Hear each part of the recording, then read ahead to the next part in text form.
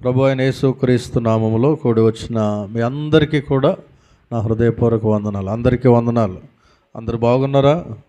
దేవునికి స్తోత్రం చెప్దాం. హల్లెలూయా, హల్లెలూయా. ఆలస్యం చేయకుండా దేవుని వాక్యంలోనికి వెళ్ళిపోదాం. చూడండి ఒకసారి లూకాసు వార్త 5వ అధ్యాయము 3వ వచనము. మనందరికీ తెలిసిన సుపరిచితమైన లేఖన భాగం. దానిని మన జీవితాలతో సరిపోల్చుకుంటూ ఈ రాత్రి కొద్దిసేపు ధ్యానం చేద్దాం. లూకాసు వార్త 5వ అధ్యాయము 3వ వచనము. ఆయన ఆ దోణెలలో సీమోనుదైన ఒక దోణి ఎక్కి దరి నుండి కొంచెము త్రోయమని అతన్ని అడిగి కూర్చుండి, దేవునికి స్తోత్రం, హల్లెలూయా.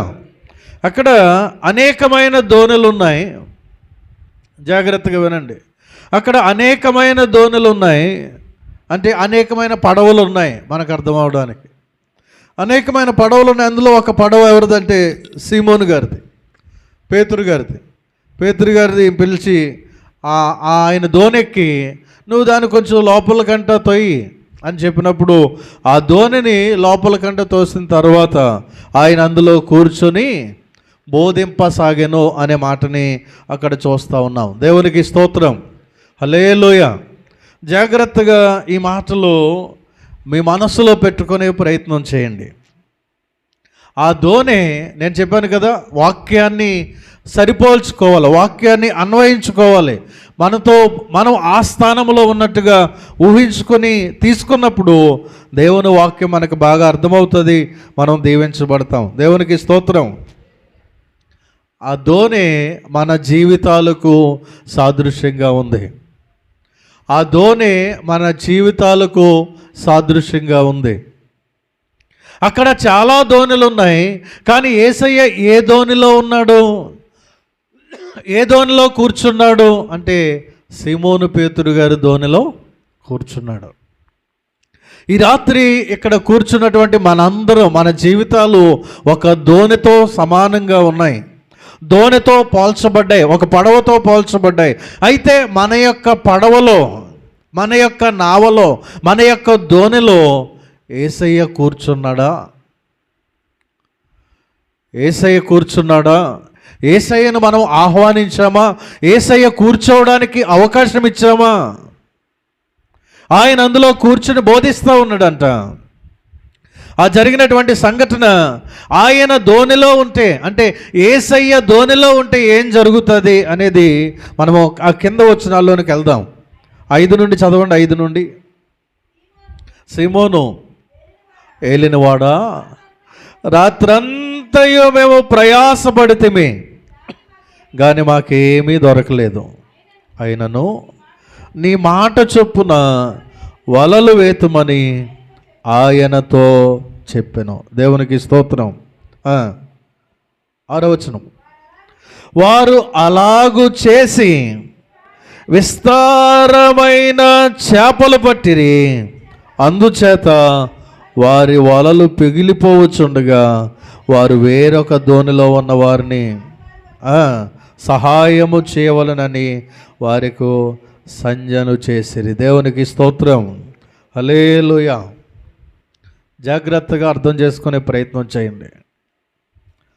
ఆ దోణిలో కూర్చున్న తర్వాత ఆయన నడు చేపలు ఇక్కడ వలవి అని అంటున్నప్పుడు ఏమంటున్నాడు పేతురు గారు? అయ్యా, రాత్రంతా తిరిగి తిరిగి తిరిగి తిరిగి అన్ని పక్కల వేసుకుంటూ వచ్చి అలసిపోయాం, ఒళ్ళంతా హోనమైపోయింది, కొంచెం అలసటగా అలా పడుకొని నిద్రపోదాం అనుకుంటున్నాం మేము అంటే, లేదు మీరు కొంచెం దోణి లోపలికి తీసుకెళ్ళి ఇక్కడ వల వేయండి అని చెప్తే, ఇంకా మీరు చెప్పారు కాబట్టి నీ మాట చొప్పున అక్కడ అంటున్నాడు, మేము ఎంతో ప్రయాసపడ్డాం కానీ మాకేమీ దొరకలేదు.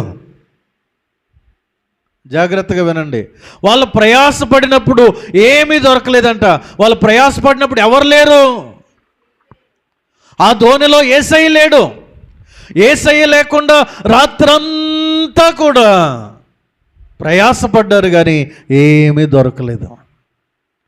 మన జీవితాల్లో యేసు లేకుండా ఎన్ని ప్రయత్నాలు చేసినా, యేసు లేకుండా ఎలాగో దీవించబడిపోవాలి, ఆశీర్వదించబడిపోవాలని ఎన్ని మార్గాల్లో వెళ్ళినా, ఎంత కష్టపడినా కూడా మనకేమీ దొరకదు. ప్రియ దేవుని బిడ్డలారా, ఏమీ దొరకదు. యేసు లేకుండా మనం చేసే ప్రతి ప్రయత్నము కూడా వ్యర్థమైపోతుంది. మనం కూడా ఇలాగ చాలా ప్రయాసపడ్డాం, చాలా కష్టపడ్డాం, ఎన్నో సంవత్సరాల నుంచి చేస్తా ఉన్నాం, కానీ ఏమీ వెనకేసుకోలేదు, ఏమీ మిగలలేదు. ఎందుకు అంటే యేసు లేడు ఆ ప్రయాసలో. నువ్వు అన్ని సంవత్సరాలు కష్టపడ్డా ఆ కష్టములో యేసయ్య నీతో లేడు. నువ్వు చెమటోడ్చావు, ప్రయాసపడ్డావు, ఎంతో కష్టపడ్డావు, రోజంతా కష్టపడుతూ ఉండేవాడివి. ఎన్నో సంవత్సరాల కష్టం ఇప్పుడు వెనక్కి తిరిగి చూస్తే ఏమీ లేదు. రాత్రంతా అనేది మన జీవితాంతం అనే దానికి సాదృశ్యంగా కనబడతా ఉంది. ఈ రాత్రి ఈ మాటలు వింటున్న ప్రియ దేవుని సంగమా, దేవుని బిడ్డలారా, చాలా లోతుగా దేవుడి మాటలు మనకి తెలియజేయడానికి గల అర్థం ఇదే. దేవుడు లేకుండా మనం ఎన్నో ప్రయత్నాలు చేసేస్తూ ఉంటాం, ఎంతో ప్రయాసపడిపోతూ ఉంటాం, కానీ ఏమీ మనకు మిగలుతాం. యేసయ్య లేకుండా మన జీవితంలో ఏమి చేసినా కూడా అవి మనకి శ్రేష్టమైనవిగా, దీవెనకరమైనవిగా, మేలుకరంగా మనకి మిగలవు. ప్రియ దేవుని బిడ్డలారా, చూడండి ఒకసారి ఈ అధ్యాయాన్ని అలాగే పట్టుకోండి. యోహాను సువార్త 15వ అధ్యాయంలోనికి రండి. ఆ అధ్యాయాన్ని అలాగే పట్టుకోండి. లోక సువార్త 5వ అధ్యాయాన్ని, యోహాను సువార్త 15వ అధ్యాయంలోనికి రండి. 5వ వచనాన్ని చదవండి. ఆఖరి మాట చదువుదాం. నాకు వేరుగా ఉండి మీరేమీ చేయలేరు. దేవునికి స్తోత్రం. దేవునికి దూరంగా ఉండి, దేవునికి వేరుగా ఉండి, మన జీవితంలో దేవునికి స్థానము లేకుండా, మన హృదయంలో దేవునికి స్థానము లేకుండా మనం ఎంత ప్రయాసపడినా, చాలా స్పష్టంగా దేవుని వాక్యం చెప్తుంది, మనము ఫలించం. నాకు వేరుగా ఉండి మీరేమీ చేయలేరు. ఇక్కడ యోహాను సువార్తలు అంటున్నాడు, మీరు ఫలించలేరు, మీరు అభివృద్ధి చెందలేరు, మీరు పచ్చగా కలకల్లాడుతూ జీవించలేరు. ఎందుకంటే నాకు వేరుగా ఉంటే మీరు ఎండిపోతారు, మీలో ఫలాలు ఉండవు. ఇక్కడ పేతురు గారు అంటున్నారు, నేను ప్రయాసపడ్డావు నువ్వు లేకుండా, కానీ ఆ ప్రయాస అంతా కూడా ఏం దొరకలేదు మాకు. ఈరోజు చాలా కష్టపడుతున్నావు, ఈరోజు చాలా ప్రయాసపడుతున్నావు, మంచి ఉద్యోగం చేస్తున్నావు, వ్యాపారం చేస్తున్నావు, రోజంతా 8 గంటలు 12 గంటలు కష్టపడుతూ ఉన్నావు, కానీ ఆ కష్టార్జితము నీకు మేలుకరంగా కనబడట్లేదు, ఆ కష్టార్జితం నిలబడట్లేదు, ఆ కష్టార్జితం నువ్వు అనుభవించే విధంగా ఉండట్లేదు. కారణం 128వ కీర్తన 1వ వచనంలో, యెహోవా యందు భయభక్తులు కలిగి ఆయన త్రోవల యందు నడుచువారు అందరూ ధన్యులు, నిశ్చయముగా నీ చేతుల కష్టార్జితము నువ్వు అనుభవించదు. ఎప్పుడూ ఆయన యందు భయభక్తులు కలిగినప్పుడు, ఆయన్ని మనలో ఉంచుకున్నప్పుడు, ఆయన మనలో ఉన్నాడు, మనతో ఉండాలి. ఆయన లేకుండా మనం ఏమీ చేయలేము. ఆయన లేకుండా ఎంత ప్రయాసపడినా కూడా ఆ ప్రయాస అంతా కూడా బూడిదలో పోసిన పన్నీరే, బూడిదలో పోసిన పన్నీరే. ఈ రాత్రి ఈ మాటలు వింటున్న ప్రియ దేవుని సంగమా, ఆ యేసయ్య నీలో ఉన్నాడా? ఆ యేసయ్యను నీ జీవితంలోనికి ఆహ్వానించావా? ఆ యేసయ్యను ఏదో క్యాలెండర్కి పరిమితం చేసావా, సెల్ ఫోన్కి పరిమితం చేసావా, లేకపోతే ఒక బైబిల్లోనే ఉన్నాడని బీరువా మీద పెట్టేస్తా ఉన్నావా? లేక ఆ యేసయ్యను నీ హృదయంలో ఉంచుకొని నీతో పాటుగా ఆయనకు అవకాశం ఇస్తున్నావా? అప్పటి వరకు యేసయ్య తెలుసు పేతురుకి, కానీ పేతురు యొక్క దోణిలో యేసయ్య లేడు. పేతురు యొక్క దోణిలో యేసయ్య లేకుండా రాత్రంతా ప్రయాసపడ్డాడు, కానీ ఏమీ దొరకలేదు. కానీ ఎప్పుడైతే ఆ యేసయ్య వచ్చాడో, ఆ యేసయ్య బోధించడం మొదలుపెట్టాడో, మాట్లాడడం మొదలుపెట్టాడో, ఇదిగో ఈ మార్గంలో వెళ్ళు అని ఆ మార్గాన్ని చూపించాడు. ఆ మార్గంలో వెయ్యగానే ఏం జరిగిందంట? విస్తారమైన చేపలు. దేవునికి స్తోత్రం, హల్లెలూయా. దేవునిలో మనముంటే, దేవునితో మనము కొనసాగితే, దేవుని యొక్క చిత్తానుసారంగా మనం ముందుకు వెళ్తే, దేవునితో మనం ప్రయాసపడితే అప్పుడు ఏం జరుగుతుందంటే విస్తారమైన దీవెనలు, ఆశీర్వాదాలు, పట్టజాలనంత, ఇంకా ఇతరులకి సహాయం చేసేంతగా దేవుడు మనల్ని ఆశీర్వదిస్తాడు. ఎప్పుడు నీవు ఇతరులకు కూడా మేలుకరంగా, దీవెనకరంగా, ఆశీర్వాదకరంగా ఉండగలుగుతావంటే నువ్వు దేవునితో ఉన్నప్పుడు, దేవునిలో ఉన్నప్పుడు ఆయన నిన్ను అనేక మందికి దీవెనకరంగా మారుస్తాడు. హల్లెలూయా. పేతురు పిలుస్తూ ఉన్నాడు, తనతో ఉన్నారు, ఒరే యాకోబు, ఒరే యోహాను, ఒరే ఆంద్రే, రండి రండి రండి, ఇదిగో చాలా చేపలు పడ్డాయి, నా ఓడ సరిపోవట్లేదు, మునిగిపోతా ఉంది, రండి రండి రండి అని సైగలు చేశాడంట. దేవునికి స్తోత్రం. హల్లెలూయా. మన క్రైస్తవ భక్తి జీవితంలో మనము దీవించబడాలి, ఆశీర్వదించబడాలి అంటే దేవుడు మనతో ఉండాలి. దేవునికి స్తోత్రం. యేసయ్య, నువ్వు ఆదివారం మాత్రమే నాతో రా, శుక్రవారం మాత్రమే నాతో రా, మిగతా రోజులు నా పనులన్నింటిలో నువ్వు రాకు, నువ్వు నన్ను డిస్టర్బ్ చేయకు, నువ్వు అక్కడే ఉండు. నేను ఆదివారం పలకరిస్తాను 10:30 నుండి 12:30 వరకు, శుక్రవారం పలకరిస్తాను 7:30 నుండి 8:30 వరకు, అప్పటి వరకు నువ్వు అక్కడే ఉండు అన్నట్టుగా దేవునిని కేవలం 2 వారాలకు పరిమితం చేసేస్తున్నామేమో. ప్రతిరోజు ఆయనతో సహవాసం నువ్వు చేయట్లేదేమో, ఆయనతో కలిసి నువ్వు నడవట్లేదేమో, ఆయన యొక్క సన్నిధి, ప్రసన్నత రోజు నువ్వు అనుభవించట్లేదేమో.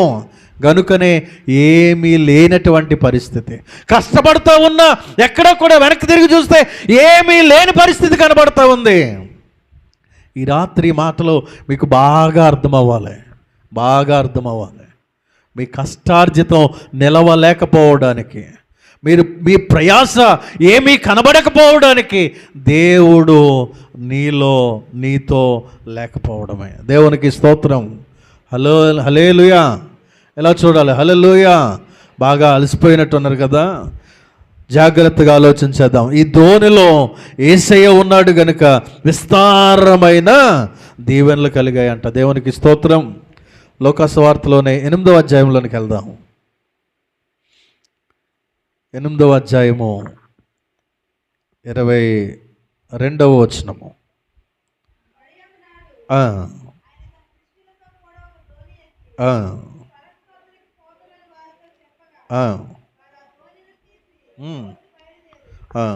వారు వెళ్ళుచుండగా ఆయన నిద్రించెను. అంతలో గాలివాన సరస్సు మీదకి వచ్చి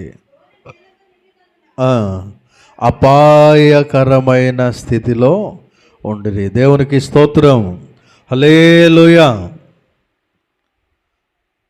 ఆ యేసయ్య దోణిలో ఉన్నప్పుడు ఆ ప్రయాణం సాగుతూ ఉంది.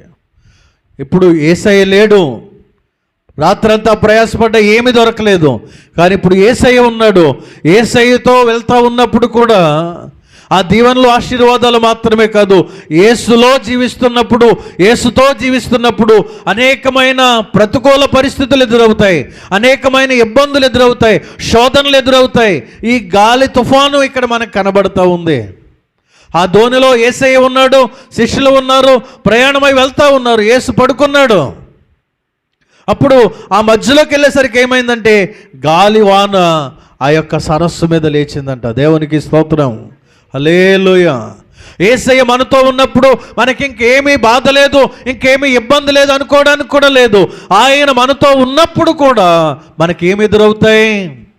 ఈ అలలు వంటి శ్రమలు, తుఫాను వంటి శ్రమలు, ఈ గాలివాన లాంటి ఇబ్బందులు మనకి ఎదురవుతాయి. ఆ యొక్క నీళ్ళు లోపలికి వచ్చి మనల్ని ముంచేస్తున్నట్టుగా ఇంక అయిపోయింది, మన బ్రతుకు ఈ రాత్రితో అయిపోయింది, ఈ రోజుతో అయిపోయింది అనేటువంటి భయంకరమైన పరిస్థితులు ఏలుబడి చేస్తాయి. అయినా కూడా మనం ఏం మర్చిపోకూడదంటే మనతో యేసయ్య ఉన్నాడు. దేవునికి స్తోత్రం. హల్లెలూయా. అక్కడ పేతురుతో యేసయ్య లేడు కాబట్టి ఏమీ ప్రయాసపడ్డా ఏం దొరకలేదు. తర్వాత యేసయ్య వచ్చాక ఆయన దీవించబడ్డాడు. అయితే ఆ దీవించబడి వెళ్తున్నటువంటి మన జీవితంలో మధ్యలో కొన్నిసార్లు ఈ అలల వంటి శ్రమలు, గాలి తుఫాను వంటి శ్రమలు, ఈ ఎత్తైనటువంటి నీరు మన మీదకు పడిపోతున్నట్టుగా అనేకమైన శ్రమలు వస్తాయి. అప్పుడు కూడా మనం ఏం విశ్వసించాలంటే యేసు మాతో ఉన్నాడు. ఇమ్మానుయేలు అంటే అర్థం ఏంటి? దేవుడు మనకి తోడు. ఆయన ఎప్పుడు ఆదివారమే తోడుగా ఉంటాడా, శుక్రవారమే తోడుగా ఉంటాడా, లేకపోతే ఇలాగా ఆయన మందిరానికి వచ్చినప్పుడే ఈ 2 గంటల సేపే తోడుగా ఉంటాడా? కాదు. ఎప్పుడైతే నువ్వు ఆయన నమ్ముకున్నావో ఆ రోజు మొదలుకొని నువ్వు ఆయన దగ్గరికి వెళ్ళేంత వరకు, నువ్వు మరణించేంత వరకు ఆయన ఎల్లప్పుడూ కూడా నీతోనే ఉంటాడు, నీలోనే ఉంటాడు. అయితే ఈ శిష్యులు ఏం చేశారంటే యేసయ్య వారితో ఉన్నాడన్న సంగతి మర్చిపోయారు. ఆ తుఫాను చూశారు, గాలివాను చూశారు, ఆ అలలేమో ఇలా లెగిసొచ్చి ఆ పెద్ద అల వచ్చి ఇలా నీళ్లు లోపలికి వచ్చేస్తూ ఉంటే అయ్య బాబోయ్ ఇంకా మునిగిపోతా ఉన్నాం, చచ్చిపోతాం అనేటువంటి మరణ భయం వారిని ఏలుబడి చేసింది. ఈ రాత్రి ఈ మాటలు వింటున్న ప్రియ దేవుని బిడ్డలారా, దేవుని బిడ్డలకు కొన్నిసార్లు సాతానుడు మరణ భయాన్ని కలిగిస్తాడు, మరణ భయంతో కూడిన శోధనలు రప్పిస్తాడు, ప్రతికూల పరిస్థితులు తీసుకొస్తాడు. ఇంకా మరణమే శరణ్యమేమో, ఇంకా చావే, ఇంకా దీని నుండి నేను తప్పించుకోలేమో, ఈ సమస్య నుండి నేను బయటపడలేనేమో, ఈ అప్పుల నుండి నేను బయటపడలేనేమో అనేటువంటి పరిస్థితులు ఏలుబడి చేస్తాయి. అప్పుడు కూడా మనం ఎవరి వైపు చూడాలి అంటే యేసు వైపు చూడాలి. హల్లెలూయా, హల్లెలూయా. ఈ శిష్యులు యేసు ఉన్నాడనే సంగతి మర్చిపోయి భయపడిపోతున్నారు. మనం కూడా శోధనలు వచ్చినప్పుడు భయపడిపోతాం, ఇబ్బందులు వచ్చినప్పుడు భయపడిపోతాం, ప్రతికూల పరిస్థితులు ఏలుబడి చేస్తున్నప్పుడు భయపడిపోతాం. కానీ దేవుని వాక్యం, నీ చేతుల్లో ఉన్న ఈ పరిశుద్ధ గ్రంథం ప్రతిరోజు నీతో చెప్పే మాట ఏంటంటే భయపడవద్దు. హల్లెలూయా. సంవత్సరానికి 365 రోజులు ఈ పరిశుద్ధ గ్రంథములో 365 సార్లు భయపడవద్దు అనే మాట రాయబడింది. ఫియర్ నాట్, డోంట్ ఫియర్ అనేటువంటి మాట ఉపయోగించబడింది. ఎందుకంటే ప్రతిరోజు దేవుని వాక్యము నీతో నాతో చెప్పే మాట ఏంటంటే నా కుమార్తె భయపడకు, నా కుమారుడా భయపడకు. ఎందుకంటే మన కన్న తండ్రి, మన పరమ తండ్రి, ఆయనకి సమస్తము తెలుసు. నా కుమారుడు కొన్ని రోజులు భయపడేటువంటి పరిస్థితులు వస్తాయి కనుక వారిని నేను వెన్ను తట్టి ప్రోత్సహించాలి అనేటువంటి ఉద్దేశంతో పరిశుద్ధాత్మ దేవుడు నా కుమారుడా భయపడవద్దు అనే మాట మన కొరకు రాయించాడు. దేవునికి స్తోత్రం. మన అనుదిన క్రైస్తవ భక్తి జీవితంలో ఎన్ని పరిస్థితులు, ఎటువంటి పరిస్థితులు ఎదురైనా నువ్వు ఒకటి జ్ఞాపకం చేసుకోవాలి, దేవుని వాక్యం చెప్తుంది భయపడవద్దు. హల్లెలూయా. యేసయ్యను లేపరు వాళ్ళు. అయ్యా మునిగిపోతున్నాం, సముద్రం మధ్యలో ఉన్నాం, పెద్ద గాలి తుఫాను వచ్చేసింది, నీళ్లు లోపలికి వచ్చేస్తున్నాయి అనగానే ఆయన లేచి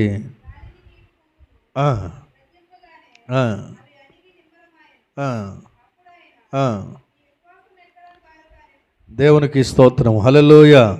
ఇక్కడ మీ విశ్వాసం ఎక్కడా అనే మాట మనం ఇక్కడ చూస్తూ ఉన్నాము. కానీ ఒకసారి మత్తయి సువార్తలోనికి వెళ్తే, మత్తయి సువార్త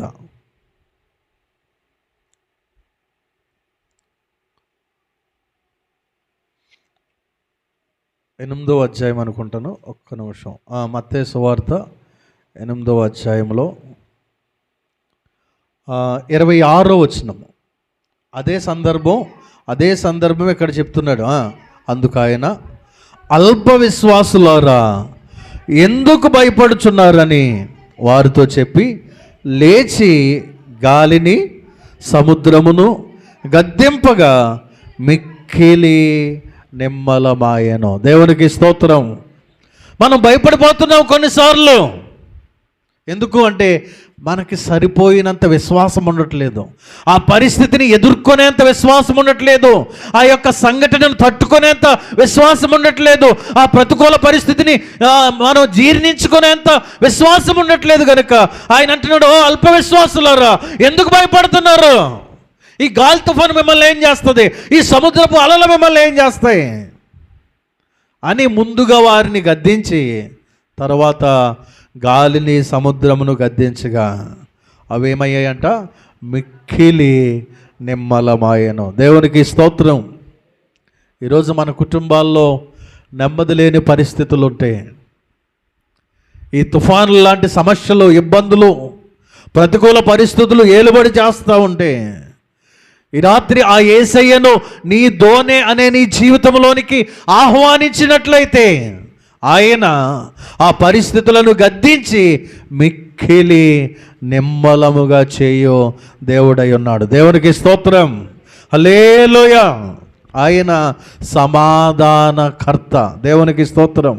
మన కుటుంబాల్లో ఏలుబడి చేస్తున్న ఆ ప్రతికూల పరిస్థితులను, అల్లరితో కూడినటువంటి ఆ సమస్యలను అన్నిటినీ కూడా అణిచివేసి శాంతిని, నెమ్మదిని, సమాధానాన్ని అనుగ్రహించే దేవుడై ఉన్నాడు. హల్లెలూయా. ఆయనను మన జీవితంలోనికి ఆహ్వానించాలి. ఆయనను మన జీవితంలో కలిగి ఉండాలి. ఈ యొక్క శిష్యులు ఈ 8వ అధ్యాయానికి ముందు, ఆ తర్వాత లోకాసువార్త 8వ అధ్యాయానికి ముందు మనం చూస్తే కనుక యేసు క్రీస్తు చేసిన అద్భుత కార్యాలు అన్నీ చూశారు. వాళ్ళు యేసు చేసిన ఆశ్చర్య కార్యాలు అన్నీ చూశారు. కానీ తన వరకు వచ్చేసరికి ఆ సముద్రాన్ని చూడగానే, గాలి తుఫాను చూడగానే, అలలను చూడగానే ఏమైపోయిందంటే ఆ విశ్వాసం సన్నగిల్లిపోయింది. మనం కూడా ఎన్నో సంవత్సరాల నుంచి వాక్యాన్ని వింటాం, ఎన్నో సంవత్సరాల నుంచి ఆ దేవుని సందేశాలు వింటూ ఉంటాం, వాక్యాన్ని చదువుతూ ఉంటాం. కానీ సమస్య మనదాకా వచ్చేసరికి, ఇబ్బంది మనదాకా వచ్చేసరికి, పరిస్థితులు మనదాకా వచ్చేసరికి దేవుని పక్కన పెట్టేస్తాం, విశ్వాసాన్ని విడిచిపెట్టేస్తాం, భయపడిపోతూ ఉంటాం. శిష్యులు కూడా అదే చేశారు. యేసుతో ఉన్నారు, యేసు చేసిన ఆశ్చర్యకార్యాలు చూశారు. కానీ ఆ ఆశ్చర్యకార్యాలు చేసిన యేసే మాతోనే ఉన్నాడు అన్న సంగతి వారు మర్చిపోయారు. దేవునికి స్తోత్రం, హల్లెలూయా. వాక్యములో గొప్ప కార్యాలు చేసిన ఆ యేసయ్యే మన జీవితంలో కూడా ఉన్నాడు అనే విషయాన్ని మనం మర్చిపోకూడదని ఈ రాత్రి ఈ లేఖనాల ద్వారా దేవుడు మనతో మాట్లాడుతూ ఉన్నాడు. హల్లెలూయా. ఎటువంటి పరిస్థితులు వచ్చినా, ఎటువంటి శోధనలు వచ్చినా ఆయన ఇమ్మానుయేలుగా నీకు తోడుగానే ఉంటాడు. I will not leave you Nar forsake you అంటాడు. అంటే నేను నిన్ను విడువను, ఏమాత్రమును ఎడబాయను అని వాగ్దానం చేసినటువంటి గొప్ప దేవుడు ఆయన. కనుక ఏ పరిస్థితుల్లో అయినా మనం ఆయన యందు విశ్వాసముతో స్థిరంగా ఉన్నప్పుడు ఆయన మన పక్షంగా ఉండి ఆ కార్యాలన్నిటినీ కూడా, ఆ సమస్యలన్నిటినీ కూడా విడిపించి నెమ్మదిని అనుగ్రహించగల గొప్ప దేవుడు. దేవునికి స్తోత్రం, హల్లెలూయా. ఆయన మనతో ఉంటే దీవించబడతాం. ఆయన మనలో ఉంటే ఎన్ని శోధనలు వచ్చినా వాటన్నిటి నుండి కూడా నెమ్మదిని ఆయన అనుగ్రహిస్తాడు. చివరిగా ఆయన మనతో ఉంటే ఏం జరుగుతుందో చూద్దాం. యోహాను సువార్త 6వ అధ్యాయం, యోహాను సువార్త 6వ అధ్యాయం 21వ వచనం.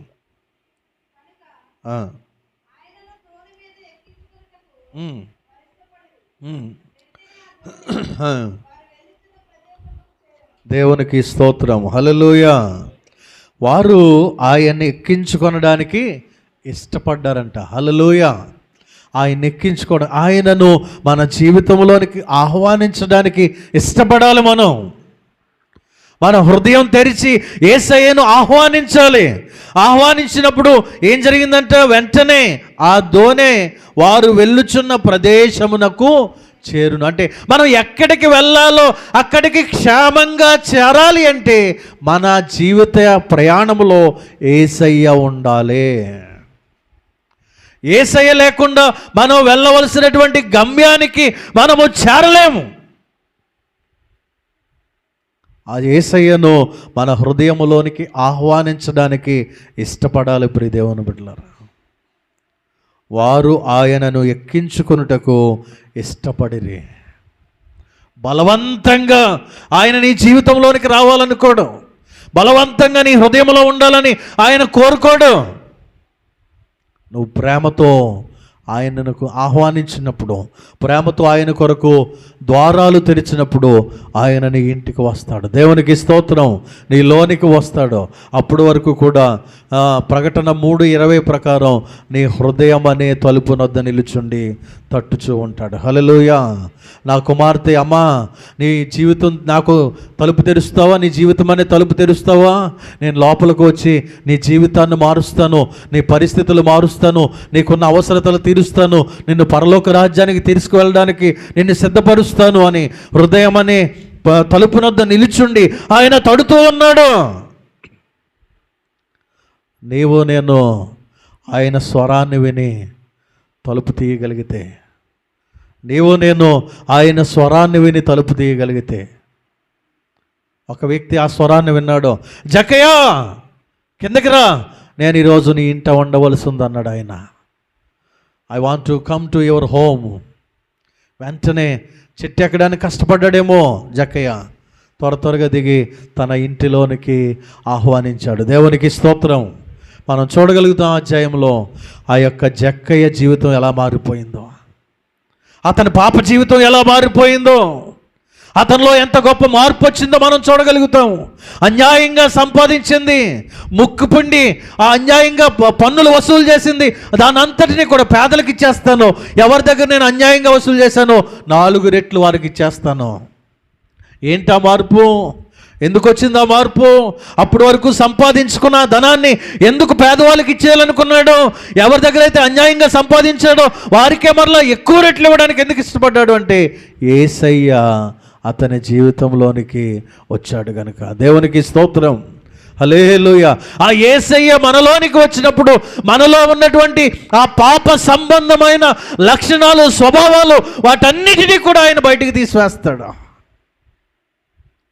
పరిశుద్ధమైనటువంటి లక్షణాలు ఆయన మనకు అనుగ్రహిస్తాడు. యేసయ్య అంటున్నాడు, నేడు ఈ ఇంటికి రక్షణ వచ్చింది. దేవునికి స్తోత్రం. ఈ రోజు నుండి ఇతను కూడా అబ్రహాము కుమారుడే. దేవునికి స్తోత్రం. హల్లెలూయా. అబ్రహాము కుమారుడే అంటే ఈయన కూడా విశ్వాసే. అబ్రహాము విశ్వాసులకు తండ్రి, అబ్రహాము కుమారుడు అనగా ఈ రోజు నుండి ఇతను కూడా విశ్వాసి. ఈ ఇంటికి రక్షణ వచ్చింది. మరి నీవు ఆ యేసయ్యను నీ జీవితంలోనికి ఆహ్వానించావా? లేకపోతే ఆ యేసయ్యను అక్కడే పెట్టేసి నీ పనులన్నీ చూసుకుంటున్నావా? ఆ యేసయ్య నీలో ఉంటే, నీతో ఉంటే నీ పనుల భారం అంతా కూడా ఆయన మోస్తాడు. నీకున్నటువంటి లోక సంబంధమైన, లేకపోతే కుటుంబ సంబంధమైన, మానసికమైన అనేకమైన వేదనలు అనేటువంటి భారం, ఆర్థిక భారాలు, అనారోగ్య భారాలు, వాటన్నిటినీ కూడా ఆయన మోయగలుగుతాడు. ఇప్పుడు దేవుని బిడ్డలారా, ఆయనకు కాకుండా మనకు మనంగా సొంతంగా ప్రయత్నిస్తూ ఉంటే మనమే వాటిని మోయవలసిన వారమై ఉంటాం. చూడండి, సామెతల గ్రంథం 16వ అధ్యాయం 3వ వచనం. సామెతల గ్రంథం 16వ అధ్యాయం 3వ వచనం. నీ పనుల భారము యెహోవా మీద ఉంచుము, అప్పుడు నీ ఉద్దేశములు సఫలమగును. దేవునికి స్తోత్రం. 55వ కీర్తన 22వ వచనం. 55వ కీర్తన 22వ వచనం. నీ భారము యెహోవా మీద మోపము, ఆయనే నిన్ను ఆదుకొనును. దేవునికి స్తోత్రం. నీ పనులు అవ్వట్లేదు, నీ ప్రయత్నాలు ఏమీ సక్సెస్ అవ్వట్లేదు, నువ్వేం చేయాలనుకున్నా వైఫల్యం చెందుతున్నావు అంటే ఆయన నీతో లేడు. నీ భారాలన్నీ నువ్వే మోసుకొని అలాగే విసిగి వేసారిపోయి నిరాశపడిపోయి నీకు నువ్వే నీరసమైపోతున్నావు, బలహీనమైపోతున్నావు. కానీ ఆ యేసయ్య నీతో ఉంటే నీ భారము నా మీద మోపు, నేను నిన్ను ఆదుకుంటాను అంటున్నాడు. నీ పనుల భారం నా మీద మోపు, నీ ఉద్దేశాలన్నీ కూడా సఫలపరుస్తానంటున్నాడు. అంత గొప్ప దేవుణ్ణి పక్కన పెట్టేయకుండా మనలో ఉంచుకుంటే, మన ఇంటిలోనికి ఆహ్వానిస్తే విస్తారమైన దీవెనలు, ప్రతికూల పరిస్థితులు ఎదురైన నెమ్మది, చేరవలసిన గమ్యస్థానానికి క్షేమంగా ఆయన మనల్ని చేరుస్తాడు. మన క్రైస్తవ భక్తి జీవితానికి ప్రారంభము ఆయనే, ముగింపు ఆయనే. నేనే మార్గం, ఆయనే మనకు మార్గం. మన విశ్వాసానికి కర్త కూడా ఆయనే గనుక ఆయనను మన విశ్వాస జీవితంలోనికి ఆహ్వానించినప్పుడు, ఆయనను మన జీవితంలోనికి ఆహ్వానించి ఆయనతో కలిసి ఉన్నప్పుడు మనం చేసే ప్రతి ప్రయత్నం ఆయన సఫలపరుస్తాడు. మన ప్రతి ప్రయాస వ్యర్థం కాకుండా ఆయన దీవిస్తాడు. ప్రతి పరిస్థితిని తప్పించి నెమ్మదిని, సమాధానాన్ని మన కుటుంబాలలో అనుగ్రహిస్తాడు. అట్టి కృప పరిశుద్ధాత్మ దేవుడు మనందరికీ అనుగ్రహించునుగాక.